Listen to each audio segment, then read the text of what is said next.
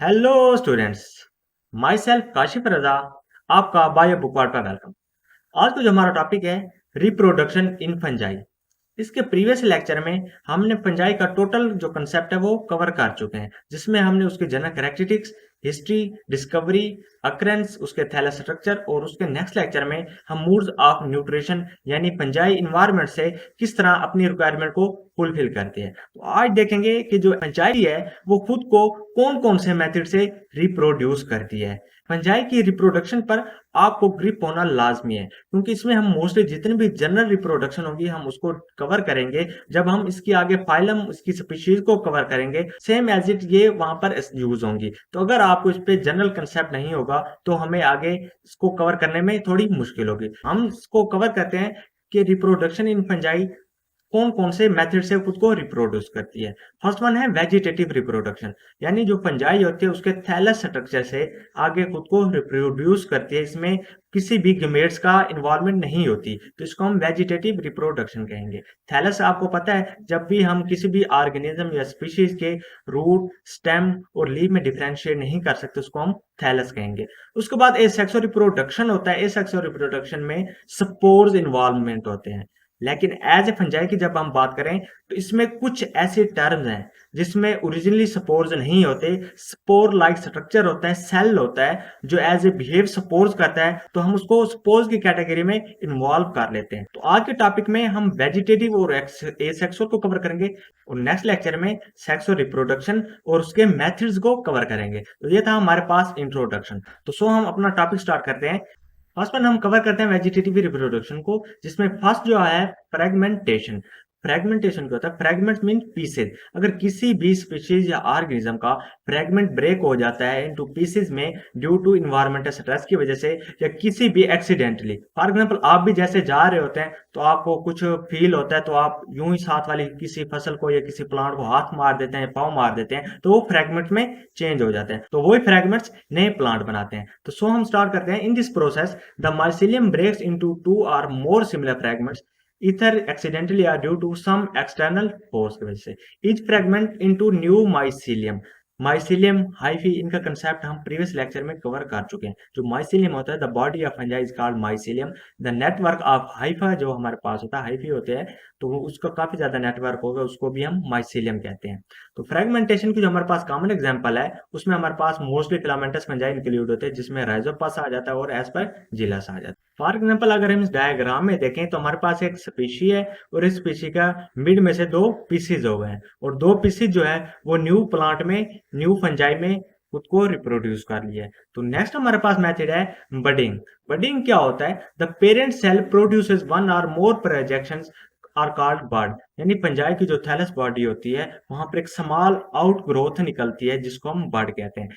अगर हम इस डायग्राम में देखें तो आपको यीस्ट का एक सेल नजर आ रहा होगा जो एस्कोमाइकोटिना की स्पीशीज है। तो इसमें एक सेल है, उसके बाद स्मॉल से आउटग्रोथ बनना स्टार्ट हो जाती है और उसमें जितने भी न्यूक्लियस होता है या रिक्वायरमेंट जो मटेरियल होता है वो माइग्रेट कर जाता है बर्ड में। तो जैसे ही फेवरेबल कंडीशन आते हैं तो वो बर्ड डिटैच हो जाती है और उस बर्ड से न्यू यीस्ट बनेगा। बर्ड लाजमी है कि एक ही हो सकता है बर्ड की चेन भी बन सकती है, वन बर्ड हो सकता है वो डिटैच नहीं होता तो वहां से नेक्स्ट बर्ड बन सकता है, तो चेन ऑफ बर्ड्स भी बन सकती हैं। तो हम इसकी स्टेटमेंट को रीड करते हैं। As the bud is formed, the nucleus of the parent cell divide and one daughter nucleus migrates into the bud. The bud increase in size, but detach and grow into new individuals. It is common in yeast Saccharomyces species में। हम yeast में ये common होती है और इसमें क्या होता है, साइज इंक्रीज होता है, फिर उसमें जितना भी मटेरियल होता है, न्यूक्लियस हो गया, वो माइग्रेट हो जाता है और उसके बाद वो डिटैच होकर न्यू इंडिविजुअल बनाता है। नेक्स्ट है फिशन। फिशन होता क्या है? दरअसल फिशन जो होता है ना, किसी भी चीज का ब्रेक आ जाना, ब्रेक डाउन हो जाना, टू इक्वल हाल्स में डिवाइड हो जाना। It is also known as transverse cell division. Transverse cell division इसको क्यों कहते हैं? क्योंकि इसमें जो भी सेल होता है उसमें जो डिवीजन होती है वो ट्रांसवर्स होती है, इस तरह होगी। जो पैरेलल होती है वो हम कहेंगे इस तरह होती है। तो ट्रांसवर्स होती है इसमें डिवीजन, इसलिए हम इसको ट्रांसवर्स सेल डिवीजन भी कहेंगे। Parent cell splits into two equal halves is called fission कहलाता है। इसमें क्या होता है कि जो हमारे पास पेरेंट सेल होता है वो इक्वल पार्ट्स में डिवाइड हो जाता है और हर पार्ट एक न्यू इंडिविजुअल की फॉर्म में चेंज हो जाता है। अगर हम इसे डायग्राम में देखें तो आपको एक सेल नजर आ रहा है। इस सेल में आपको ट्रांसफर डिवीजन एक थोड़ा सा ग्रुप नजर आ रहा होगा। देखिए यहाँ से ऐसे भी ये खुद को रेडी कर रहा है डिवीजन के लिए। नेक्स्ट डायग्राम में देखें तो इसमें क्या होता है, एक ट्रांसफर डिवीजन हो चुकी है। इसमें देखें ट्रांसफर डिवीजन है जिसमें दो इक्वल पार्ट्स बने हैं। तो नेक्स्ट में क्या हुआ है, ये जो दोनों पार्ट्स हैं वो एक दूसरे से सेपरेट हो गए और एक दूसरे से इंडिपेंडेंट है और यहाँ से एक न्यू स्पीशीज बनेगी, एक न्यू इंडिविजुअल बनेगा। तो ये हमारे पास इसके एग्जांपल है यीस्ट में। इसके बाद है सक्लेटोरिया। सक्लेटोरिया क्या होता है, the hyphae become interwoven to form a compact mass and get surrounded by the hard covering such structure are called sclerotia. अगर हम इस डायग्राम में देखें तो आपका कंसेप्ट क्लियर हो जाएगा। इसमें देखें इंटरवोवन आपस में काफी ज्यादा जो हाइफी है वो आपस में और एक कंपैक्ट मैस नजर आ रहा है आपको। देखिए इसमें कोई लूजली आपको अरेंजमेंट नजर नहीं आ रही, ये कंपैक्ट मैस है जिसमें एक हार्ड कवर ने इसको सराउंड किया हुआ है। देखें ये लास्ट वाली जो आप है ना, ये लास्ट वाली देखें इसमें कवरिंग, ये हार्ड कवरिंग होती है जो इसको प्रोटेक्ट करती है। जो एडवर्स कंडीशन होती है, अनफेवरेबल कंडीशन होती है, वो इसको प्रोटेक्ट करती है। जैसे फेवरेबल कंडीशन होती है तो ये खुद को रिप्रोड्यूस करती है और ये काफी देर तक डोरमेंट रहती है अनफेवरेबल कंडीशन में। अगर हम इसकी रियल डायग्राम देखें तो आपको ये नजर आ रहा है सक्लेटोरिया। अगर हम इसको थोड़ा सा स्ट्रक्चरली तौर पे बेस पे देखें तो आपको ये आ रहा है। सो नेक्स्ट पॉइंट है, they remain dormant under the unfavourable condition में। They germinate into new mycelia on the return of favourable condition में। जैसे फेवरेबल कंडीशन आएगा तो ये न्यू माइसेलिया में चेंज हो जाएगा। दे सर्वाइव फॉर मैनी ईयर्स में, काफी ईयर तक खुद को सर्वाइव कर सकता है अनफेवरेबल कंडीशन में। तो ये था सक्लेटोरिया का कंसेप्ट। हमने अभी तक फ्रेगमेंटेशन को देखा, बडिंग को देखा, फिशन को देखा, सक्लेटोरिया का देखा। इसमें कोई ज्यादा डिफरेंट या कोई टफ कंसेप्ट नहीं था, मेन और इजी कंसेप्ट था। नेक्स्ट है हमारे पास राइजोमॉर्फ formation. In some higher fungi, several hyphae may become interwoven to form rope-like structure called rhizomorph. अब फर्स्ट वन है हायर फंजाई होती कौन सी हैं, उसमें हमारे पास एस्कोमाइकोटिना आ जाता है, बसाइडियोमाइकोटिना आ जाता है, ये हमारे पास हायर फंजाई होती है। और उसके बाद अगर लोअर फंजाई की बात करें तो जाइगोमाइकोटिना उसमें आ जाती है। जो हायर फंजाई होते हैं उसमें जो हाइफी होते हैं वो आपस में इंटरवोवन होते हैं एक रूप लाइक स्ट्रक्चर में जिसको हम राइजोमॉर्फ कहते हैं। अगर हम इस डायग्राम में देखें तो आपको एक स्यूडो हाइफा नजर आ रहा होगा, क्योंकि हमने हाइफा की मॉडिफिकेशन जो है हम उसको प्रीवियस लेक्चर में कवर कर चुके हैं। तो अब उसके अलावा जितनी भी मॉडिफिकेशन, जितनी भी हमारे पास फॉर्म होंगी हाइफी की तो वो स्यूडो होंगी।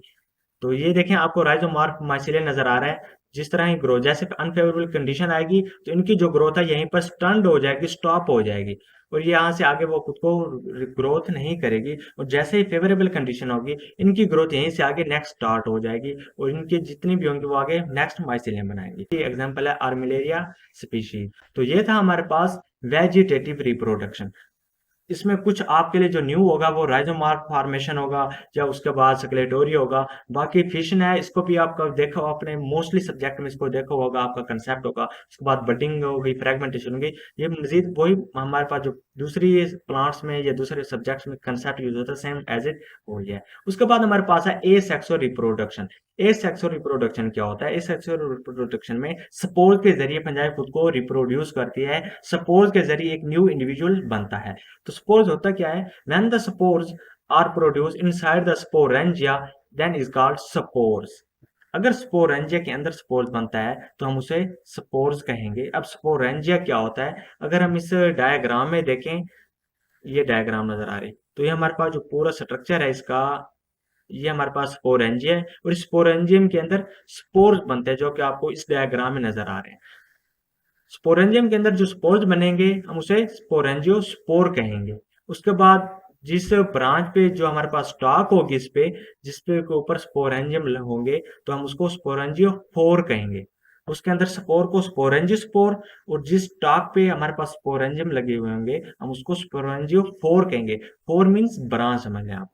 उसके बाद हमारे पास नीचे राइजाइड्स होते हैं क्योंकि ये ट्रू राइट से नहीं होती। इसके बाद हमारे पास ये माइसीलियम है, ये हाइफा है, नेक्स्ट ये स्टोलन है, यहाँ से स्टोलन जा रही है, यहाँ से नेक्स्ट कोई और ग्रोथ यहाँ से स्टार्ट हो जाएगी। और यहाँ पर ये आगे जाकर यहाँ पर मजीद ये स्पोरेंजिया बना देगी। तो आगे नेक्स्ट अगर यहाँ पे स्पोरेंजिया बनाएगी, फ्रूटिंग बॉडी बनाएगी, तो वो सेक्स और रिप्रोडक्शन से बनाएगी, क्योंकि सेक्स और रिप्रोडक्शन से ही फ्रूटिंग बॉडी बनती है। ये जितने भी मैं आपको चीजें बता रहा हूँ ये एक दूसरे से कनेक्ट है, और मोस्टली मैं यहाँ पे नहीं लिख सकता क्योंकि आप बीएस के स्टूडेंट है। अगर मेरे पास व्हाइट बोर्ड होता ना तो मैं इस चीज को छोटे छोटे टॉपिक साइड पे लिख सकता था, जो कि आप बीएस लेवल पे हैं, तो इसी वजह से आपको जितने भी नोट्स होते हैं, रेफरेंस होता है, तो आपको उनकी ज्यादा जरूरत होती है, ताकि आप एज इट आप उसको कवर कर सकें, एज इट आप उसको ले सकें। तो इसी वजह से मैं इसको जितने भी पॉइंट्स होते हैं मोस्टली वो मैं आपको इस तरह एज ए नॉलेज के तौर पर बता देता हूँ। यहाँ पे हम लिख नहीं सकते, लिखने में हम मेन मेन चीजें लिखते हैं कि जो हमारे कंसेप्ट को कवर करें। नेक्स्ट है एंडोस्पोर। क्या होता है? The spores produce inside the sporangia are called endospore. अगर स्पोरेंजिया के अंदर जो स्पोर पैदा होंगे वो एंडोस्पोर होंगे, अगर जो स्पोरेंजिया के बाहर प्रोड्यूस होंगे वो एक्सोस्पोर होंगे। लेकिन वो ओरिजिनली स्पोर्स नहीं होंगे, वो स्पोर्स लाइक बिहेव करेंगे, इसलिए हम उसको स्पोर्स कहेंगे। तो इसकी भी एग्जांपल हमारे पास है, नेक्स्ट हम इसको स्टडी करते हैं।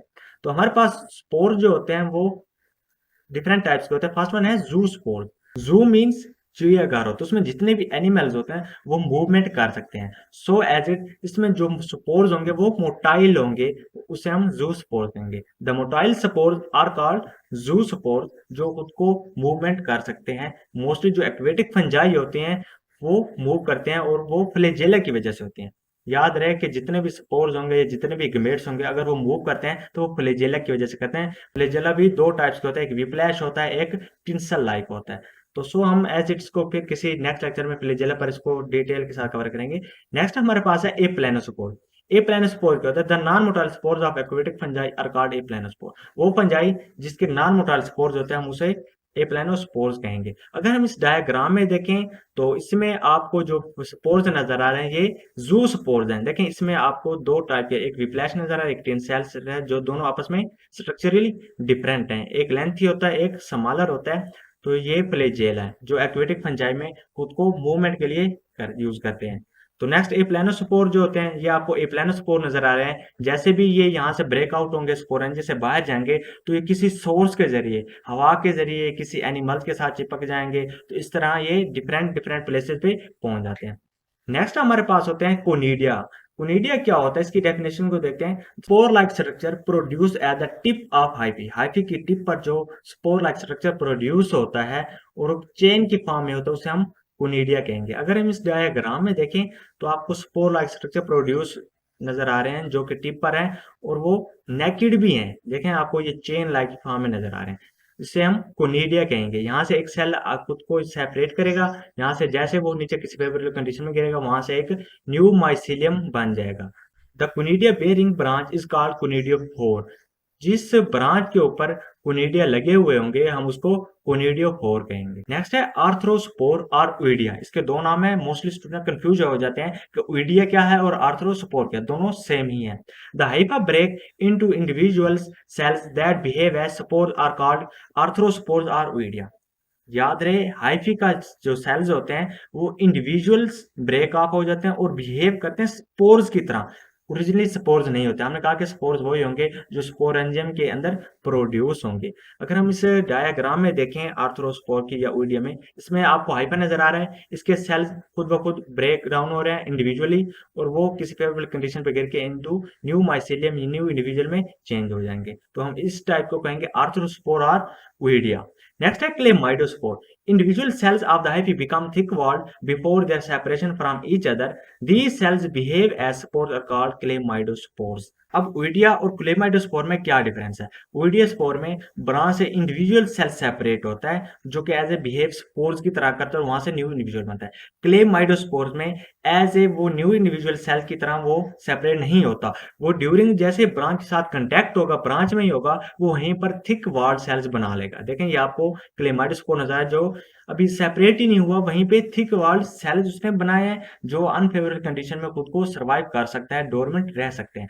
तो उसके बाद डोरमेंट होने के बाद फिर ये सेपरेट होंगे, फिर as a behave like spores करेंगे। फॉर एग्जांपल बसाइडियो माइकोटिना की हम बात करें तो उसमें जो फ्रूटिंग बॉडी बनती है क्लब लाइक होती है। क्लब लाइक को हम बसीडिया कहेंगे। अब बसीडिया में जिस तरह के जो स्पोर्स बनेंगे बसेडियम में उसे हम बसेडियो स्पोर्स कहेंगे, और जो फ्रूटिंग बॉडी होगी तो उसे हम बसेडियो कार्प कहेंगे। कार्प का जो वर्ड यूज करते हैं हम फ्रूट के लिए यूज करते हैं, तो हम बसेडियो कार्प कहेंगे। तो सेम एसिड हम एस्कोमाइकोटिन में एस्कोस्पोर्स कहेंगे। तो उस तरह के हम भी स्पोर्स को हम नेक्स्ट हम कवर करेंगे। तो आपको ये सेक्सुअल रिप्रोडक्शन, वेजिटेटिव रिप्रोडक्शन का कंसेप्ट कवर हो गया होगा उम्मीद है। नेक्स्ट लेक्चर मिस नहीं करना, क्योंकि हम उसमें डाइक्रोटिक स्टेज के कंसेप्ट को भी कवर करेंगे, जो बहुत ही इंपॉर्टेंट कंसेप्ट है। उसके बाद सेक्सुअल रिप्रोडक्शन और उसके मेथड को भी कवर करेंगे। अगर आपको कोई भी कंफ्यूजन और डाउट हो तो आप कमेंट कर सकते हैं, और मुझसे व्हाट्सएप और इंस्टाग्राम पर भी कांटेक्ट कर सकते हैं। चैनल को लाइक, शेयर और सब्सक्राइब करना ना भूलिएगा। फिर भी अगेन बता रहा हूँ, ना भूलिएगा शेयर और सब्सक्राइब करना। तो मिलते हैं नेक्स्ट लेक्चर में। Bye bye, Tata.